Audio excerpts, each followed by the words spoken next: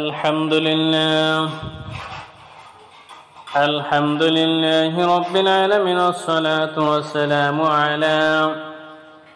على سيد الأنبياء والمرسلين وعلى آله وأصحابه أجمعين।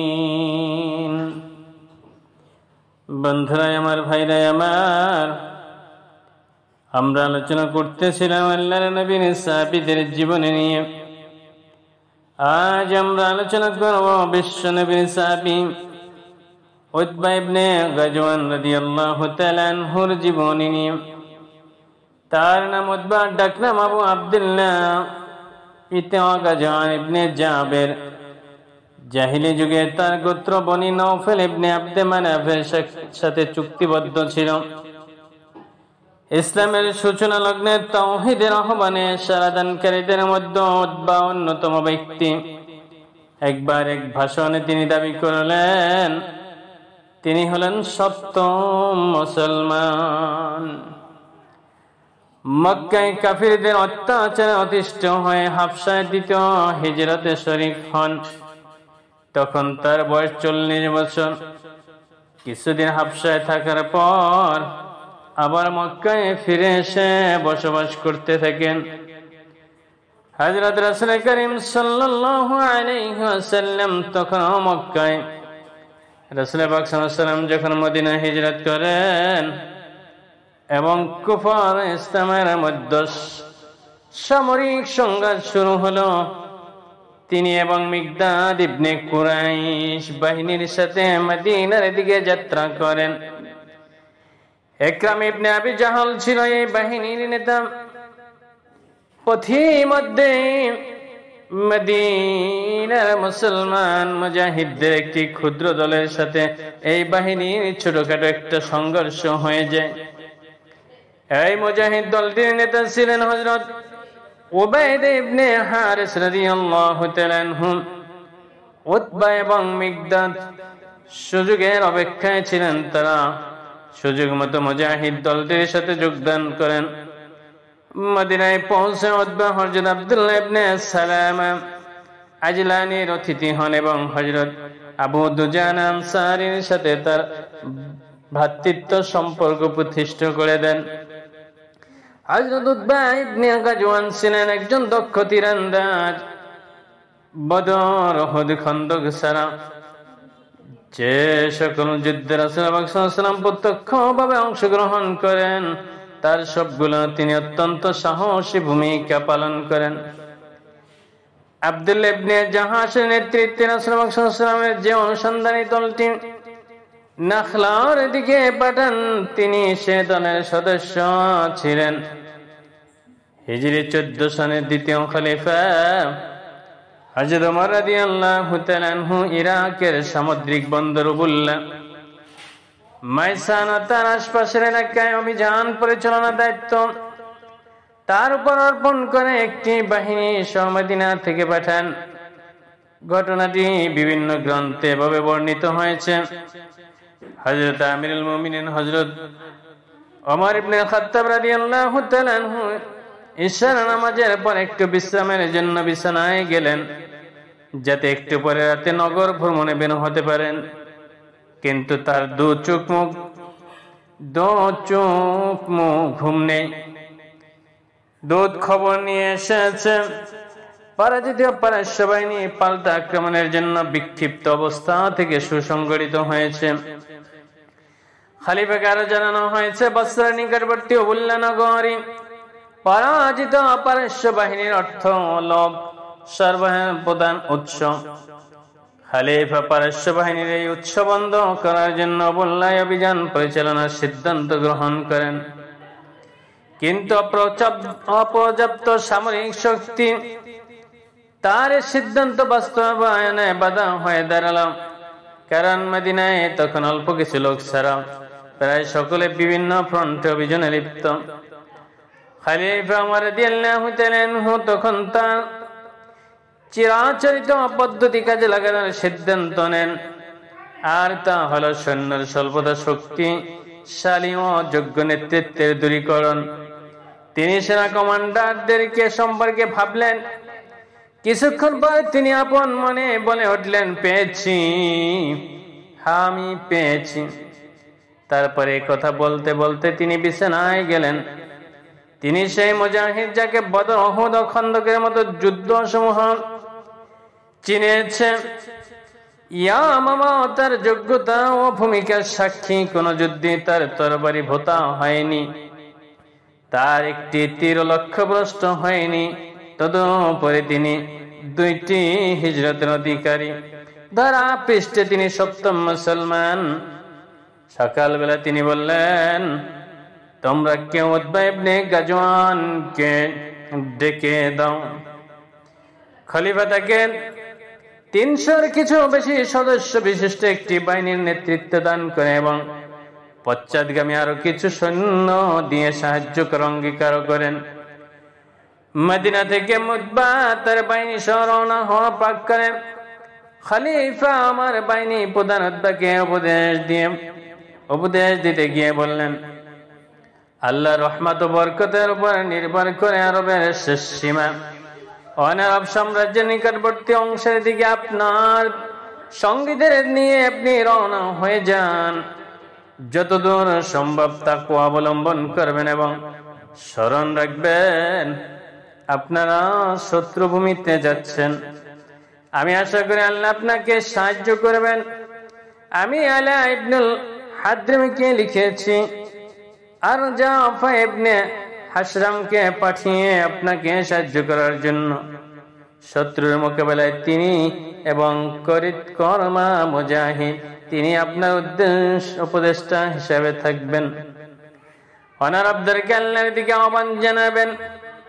যারা সে আহ্বান মেনে নেবে তাদের নিরাপত্তা দেবেন, আর যারা তা অস্বীকার করবে জিজিয়া দিয়ে শাসিত জীবন যাপন বাধ্য করবেন।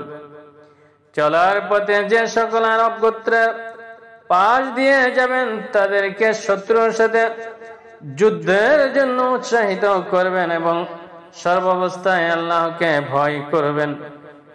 উতবা ইবনে গাজওয়ান তার বাহিনী নিয়ে রওনা দিলেন। সেই বাহিনী তার স্ত্রী সহ অন্য সৈনিকদের আরো 15 জন মহিলাও চললেন। তারাও বললা শহরে দূরে কাসবা নামক এক প্রকার জলজ উদ্ভিদ বিশিষ্ট ভূমিতে বসলেন। তাদের কাছ তখন খেয়ে বেঁচে থাকার মতো কোনো কিছু নেই। যখন তারা মারাত্মক ক্ষুধার সম্মুখীন হলেন, উতবা তার বাহিনীর কতিপয় সদস্যকে খাওয়ার কোনো কিছু তালাশ করার নির্দেশ দিলেন। তাদের এই খাদ্য তালাশ থেকে সাথে একটি চমকপ্রদ কাহিনী জড়িত আছে। তাদের একজন বর্ণনা করেছেন, আমরা খাদ্যের সন্ধানে ঘন জঙ্গলে প্রবেশ করলাম। সেখানে 2টি বস্তা পড়ে থাকতে দেখলাম। তার একটিতে খেজুর ভর্তি এবং অন্যটিতে এক প্রকার সাদা শস্য দানা, যার উপরে ভাগ সোনালী আবরণ আবৃত। আমরা বস্তা দুটো টেনে আমাদের সেনা ছাউনির কাছাকাছি নিয়ে এলাম। আমাদের একজন শস্য দানা ভরা বস্তাটির দিকে তাকিয়ে বললে, এটা বিষ, শত্রুরা রেখে দিয়েছে, কেউ এর ধারে কাছেও যাবে না। আমরা খেজুরি খেতে লাগলাম। এর মধ্যে আমাদের ঘোড়া ছুটে গিয়ে শস্য দানা বস্তায় মুখ দিয়ে খেতে শুরু করলো। আমরা তো প্রায় সিদ্ধান্ত নিয়ে ফেলেছিলাম ঘোড়াটি মারা যাবার পূর্বে জবাই করে দেওয়ার, যাতে তার গোশত আমরা খেতে পারি। অতবার ঘোড়ার মালিক আমাদের বলল, একটু অপেক্ষা করা যাক, আজ রাত আমরা ঘোড়াটি পাহারা দেই। যদি দেখা যায় সত্যি সত্যি ঘোড়াটা মারা যাচ্ছে তাহলে জবাই করা যাবে। কিন্তু সকালে দেখা গেল ঘোড়াটি সম্পূর্ণ সুস্থ। তখন আমার বোন আমাকে বলল, ভাই, আমার আব্বাকে বলতে শুনেছি বিষ আগুনে জ্বালিয়ে সিদ্ধ করা হলে তার ক্রিয়া নষ্ট হয়ে যায়। তারপর সে কিছু শস্য দানা নিয়ে হাঁড়িতে ফেলে সিদ্ধ করা শুরু করলো। কিছুক্ষণ পর সে আমাদের ডেকে বলল, দেখুন কেমন লাল হয়ে গেছে। সে দানাগুলোর খোসা ছাড়িয়ে সাদা দানা বের করলো। আমরা সেগুলো একটি পাত্রে রাখলাম। উতবা বলেন, তোমরা বিসমিল্লাহ বলে খেয়ে ফেলো। আমরা খেয়ে দেখলাম চমৎকার স্বাদ। পরে আমরা জেনেছিলাম ওই শস্য দানার নাম ধান। এই ওয়েলনা ছিল দিজলার তীরে শত্রু বাহিনীর একটি সুদৃঢ় ঘাঁটি। উতবা মাত্র 600 যোদ্ধা ও কতিপয় মহিলাকে সাথে নিয়ে ঘাঁটি জয় করেন। তাদের অস্ত্র শস্ত্র ছিল অতি মামুলি ধরনের, যথা তীর, তরবারি, বর্ষা ইত্যাদি। কিন্তু তিনি মেধা, বুদ্ধিমত্তা ও সাহসিকতার সাহায্যে এ অসাধ্য সাধন করেন। উতবা মহিলাদের জন্য অনেকগুলো পতাকা বানিয়ে বর্ষার মাথায় বেঁধে দেন। তাদেরকে নির্দেশ দেন তারা যেন মুজাহিদ মুসলিমদের পিছনে সেগুলো উঁচু করে ধরে রাখেন। তিনি তাদের আরো বলেন, আমরা যখন উবুল্লা শহরের কাছাকাছি পৌঁছে যাব তখন তোমরা খুব বেশি করে ধুলা উড়াবে, যাতে চারিদিকে ধুলায় অন্ধকার হয়ে যায়। মুসলিম বাহিনী যখন উবুল্লার নিকটবর্তী হল, পারস্য বাহিনী শহর থেকে বেরিয়ে এসে দিগন্ত ব্যাপী ধুলোর মেঘ অসংখ্য পতাকার ওঠানামা দেখতে পেল।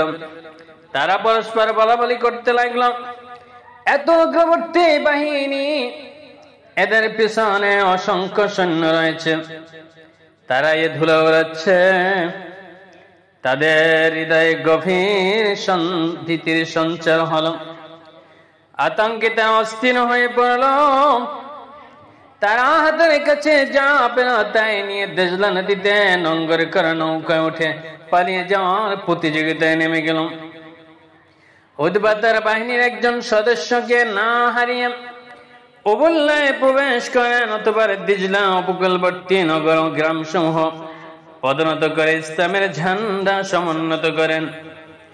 উবুল্লায় মুসলিম বাহিনীর অগণিত গনিমত লাভ করে। মুসলিম বাহিনীর সৈনিক মদিনায় এলে মদিনাবাসীরা থেকে প্রশ্ন করে উবুল্লায়, মুসলমানরা কেমন আছেন? তিনি বলেন, তোমরা কোন বিষয়ে জিজ্ঞেস করেছ? আল্লাহর কসম, আমি যখন তাদের রেখে এসেছি তখন তারা সোনার উপর পাল্লা আয়োজন করে দিচ্ছে। এক কথা শুনে মদিনাবাসীরা উবুল্লাহর দিকে সারি হাঁকালো। উবুল্লাহ জয়ের পর হযরত উতবা ভেবে দেখলেন, যদি তার সৈন্যরা বিজাতীয় ভূমিতে শহরের স্থানীয় অধিবাসীদের সাথে সহ অবস্থান করে, তাহলে খুব তাড়াতাড়ি বিজাতীয় আচরণ অভ্যস্ত হয়ে তাদের স্বকীয়তা হারিয়ে ফেলবেন। বিষয়টি তিনি খলিফা ওমর রাদিয়াল্লাহুকে জানান এবং বসরা নামক স্থানে একটি সামরিক শহর নির্মাণের অনুমতি প্রার্থনা করেন। এই বসরা ছিল উবুল্লাহ বন্দরের নিকটবর্তী একটি স্থান, যেখানে পারস্য উপসাগরের চলাচলরত ভারতবর্ষ ও পারস্য জাহাজ সমূহ নোঙ্গর করা হতো। হযরত উতবা রাদিয়াল্লাহু তাআলা আনহু 800 লোক সঙ্গে করে সর্বপ্রথম উক্ত স্থানে যান এবং বসরা নগরের ভিত্তিপ্রস্তর স্থাপন করেন। প্রত্যেক গোত্রের জন্য তিনি পৃথক মহল্লা নির্ধারণ করে দেন। জামে মসজিদ নির্মাণের দায়িত্ব অর্পণ করেন হযরত মিনহাজ ইবনুল আদরা এর উপর।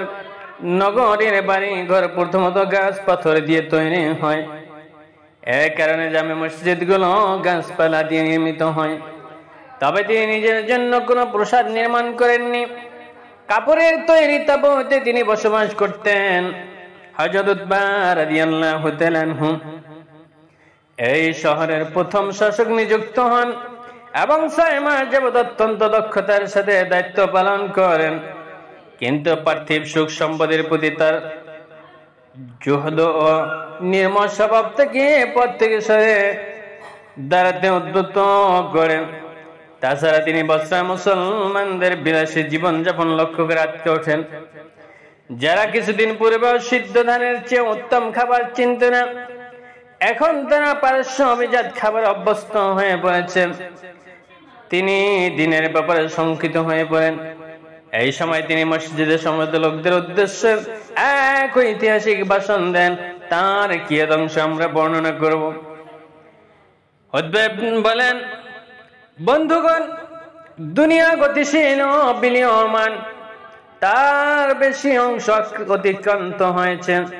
তোমরা নিশ্চিতভাবে এই দুনিয়া থেকে এমন এক স্থানে স্থানান্তরিত হয়ে যাবেন যার কোনো ধ্বংস নেই, লয় নেই, ক্ষয় নেই। তাহলে সর্বোত্তম পথে সঙ্গে নিয়ে যাচ্ছ না কেন? আমাকে বলা হয়েছে যদি কোন প্রস্তরখণ্ড জাহান্নামের কিনারা থেকে নিক্ষেপ করা হয় তাহলে 70 বছরে তার তলদেশ পৌঁছতে পারবে না। কিন্তু আল্লাহর কসম, তোমরা তা পূর্ণ করে ফেলবে। কি তোমরা অবাক হচ্ছ?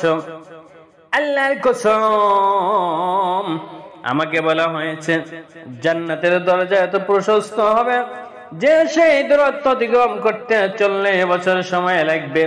কিন্তু এমন একদিন আসবে যখন সেখানে প্রচন্ড ভিড় জমে যাবে।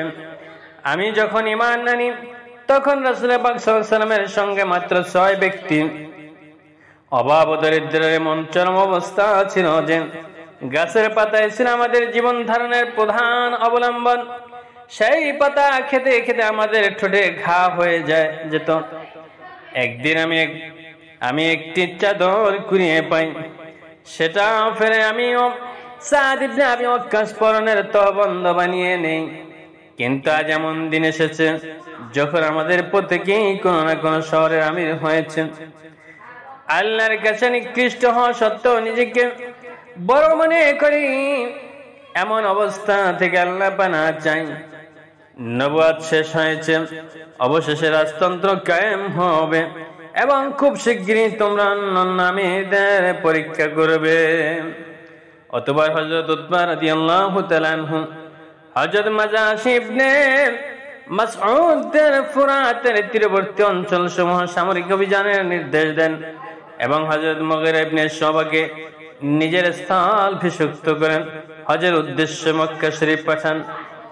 সেখানে আমিরুল মুমিনিন হযরত ওমর রাদিয়াল্লাহু তাআলা আনহু উপস্থিত ছিলেন। সেখানে তিনি খলিফার নিকট দায়িত্ব থেকে অব্যাহতি চান, কিন্তু খলিফা তার আবেদন প্রত্যাখ্যান করে দেন। তিনি বারবার আবেদন করেন আর আমিরও তা বারবার প্রত্যাখ্যান করেন। খলিফা থেকে বসরায় ফিরে গিয়ে পুনরায় দায়িত্ব গ্রহণের নির্দেশ দেন। অনিচ্ছা সত্ত্বেও তিনি খলিফার নির্দেশ মেনে নেন। মক্কা থেকে বসরা অভিমুখে যাত্রা করে উঠের পিঠে আরোহণের পূর্ব মুহূর্তে অত্যন্ত বিনীতভাবে তিনি দোয়া করেন, আল্লাহুম্মা লা তারুদ্দানা ইলাহা, আল্লাহুম্মা লা তারুদ্দুনা ইলাহা। ও হে আল্লাহ, তুমি আমাকে বসরায় ফিরিয়ে নিও না। হে আল্লাহ, তুমি আমাকে সেখানে ফিরিয়ে নিও না। আল্লাহ পাক তার দোয়া কবুল করেন।